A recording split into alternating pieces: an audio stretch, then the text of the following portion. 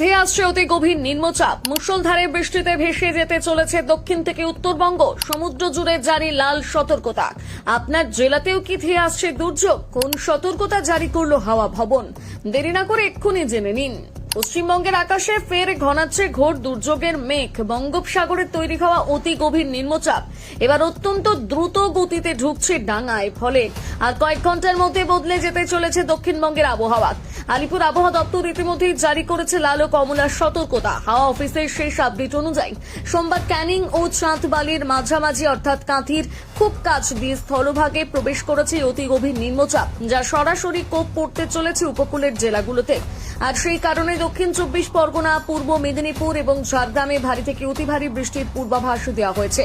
না, এই তালিকা থেকে বাদ যাচ্ছে না কলকাতা, হাওড়া, উত্তর 24 পরগনা, বাঁকুড়া এবং পুরুলিয়া। ফলে আগামী কয়েকদিন জেলায় জেলায় চলবে মুষলধারে বৃষ্টি।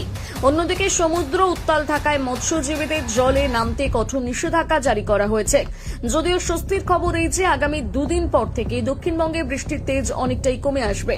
তবে এই সময় আবার ছবি বদলাবে উত্তরবঙ্গে। প্রাক বর্ষার পর সাময়িক বিরতি কাটছে সেখানে। মঙ্গলবার থেকে উত্তরবঙ্গের উপরের 5 জেলায় এক ধাক্কায় বেড়ে যাবে বৃষ্টির পরিমাণ। কলকাতা ও তার পার্শ্ববর্তী এলাকার পুরো সপ্তাহ জুড়ে আকাশ থাকবে মেঘলা। একাধিক দফায় নামতে পারে 1 পশলা বা 2 পশলা ভারী বৃষ্টি। আবহাওয়া দপ্তরের পরামর্শ, এই সময় উপকূলে যাওয়া এড়িয়ে চলাই শ্রেয়।